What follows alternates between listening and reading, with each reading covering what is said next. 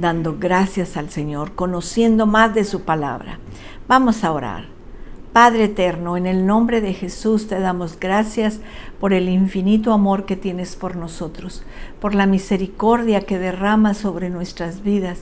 Padre, gracias por la paz que sobrepasa todo entendimiento. En el nombre de Jesús, Señor, te damos gloria y honra a tu nombre, Padre. Gracias por amarnos como nos amas. Gracias por contestar nuestras peticiones. Gracias por ser nuestro Dios. En el nombre de Cristo Jesús. Amén.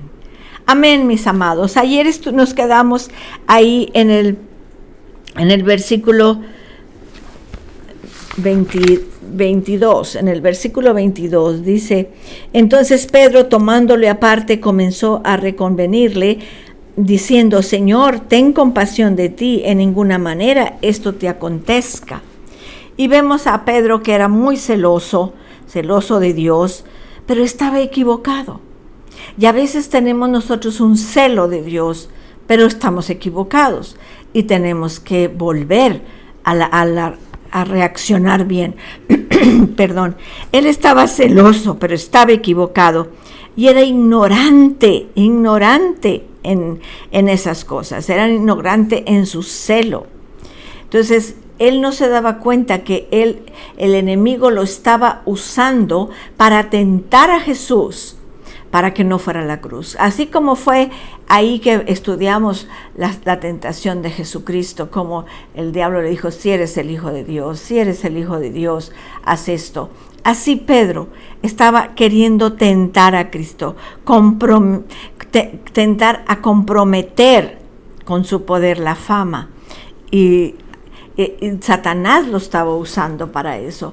Así que tenemos que ser sabios, buscar a Dios, permitir que Dios nos muestre, nos diga qué es lo que tenemos que hacer, porque él no entendía lo que Dios planeaba, como lo vimos ayer, que esto era planeado y conforme a la voluntad del Padre de enviar a Jesús a la tierra para salvarnos. Y tal comportamiento es el camino del mundo. Es la mente natural, carnal. El hombre se rebela, como les dije ayer, y se opone a la idea de un Salvador sufriente que tuvo que morir por los pecados de cada uno de nosotros, de un Salvador que demanda igual sacrificio. La idea que el hombre natural tiene de Dios y del plan de Dios para el hombre se ve en tres conceptos. Algunos piensan que la senda de la vida es el amor, de modo que viven mostrando interés y preocupación por otros. Dios es visto como una persona dadivosa, pero hasta ahí. Pero ese no es completo toda la visión. Otros piensan que la comodidad y el placer es la senda de la vida. Primero vieron que es puro amor. Ay, Dios es amor, pero también es justicia. Y otros piensan que vinimos aquí a la tierra a disfrutar los placeres.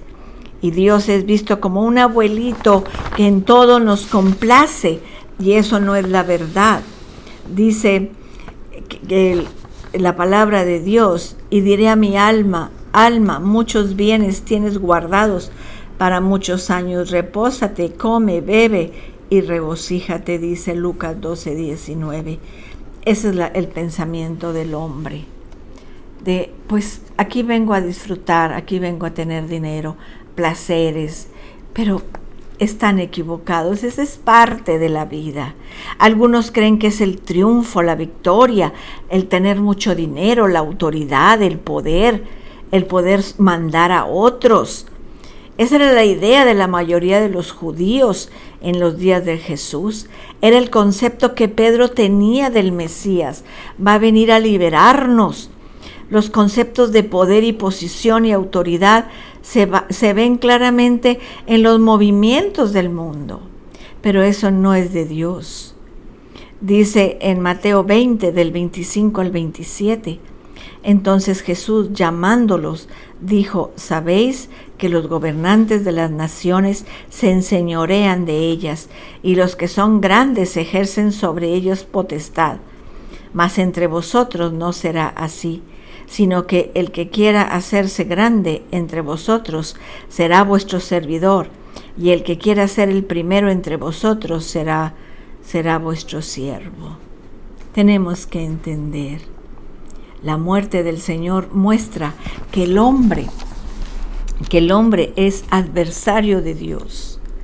El significado literal de Satanás es la palabra quítate de delante de mí. Fíjense cómo dice el versículo 23. Pero él volviéndose dijo a Pedro, quítate delante de mí, Satanás. Me eres tropiezo porque no pones la mira en las cosas de Dios, sino en las del hombre. ¡Wow! Qué doloroso, qué penoso, qué fuerte le habló el Señor. Porque la muerte muestra que el hombre es adversario cuando no entendemos la muerte del Señor. El significado literal de Satanás es en las palabras quítate delante de mí, Satanás. Es adversario, quítate de mi presencia. Y cuando llama a Pedro Satanás es muy grave, pero era una severidad necesaria. Pedro necesitaba ese regaño. Él estaba tan contento porque el Señor le había dicho, eso no te lo reveló carne y sangre, sino el Espíritu de Dios. Pero ahora lo está regañando. Ahora le está diciendo, Satanás, quítate de mí, quítate delante de mí. Pedro estaba tentando a Cristo con la misma tentación que Cristo había encarado en el desierto al diablo. Escrito está, escrito está, escrito está. Toda la gloria del mundo que podía ser suya pasó como un relámpago por su mente. Nuevamente le fue sugerida la lealtad de los hombres sin la cruz. ¿Cómo debe de haber herido eso a Jesús? Que su discípulo, el que ya había comprendido que era el Hijo del Dios viviente, ahora le hablara eso. Le ha de haber herido su corazón. Esta vez la tentación venía directamente de uno de sus discípulos. Cuando una persona se rehúsa a aceptar el plan de Dios para la vida, se convierte en adversario de Dios. ¡Wow! ¡Qué tremendo! Cuando nos oponemos a la voluntad de Dios. Por eso es que el Señor nos enseñó a orar, venga, hágase tu voluntad, venga tu reino, hágase tu voluntad. A veces con la oración queremos hacerle manita de puerco al Señor. No, Señor, ándale, Señor, tú lo vas a hacer. Es la voluntad. A veces nos oponemos a la voluntad de Dios. Tenemos que conocer la voluntad de Dios. En esencia, el hombre dice saber lo que es mejor. Pedro le estaba diciendo a Cristo, yo sé mejor que tú lo que te conviene. Y esto no te conviene. No te conviene ir a la cruz. Pedro se sentía más sabio que el Señor. Piensa eso. Cuando un hombre no acepta el plan y la voluntad de Dios para la vida, para la esencia de lo que Dios dice, y decimos, la cruz no es necesaria. Hay mucha gente que no entiende por qué Jesús, que era el Hijo de Dios, murió en una cruz, porque le era necesario ir a Jerusalén a morir.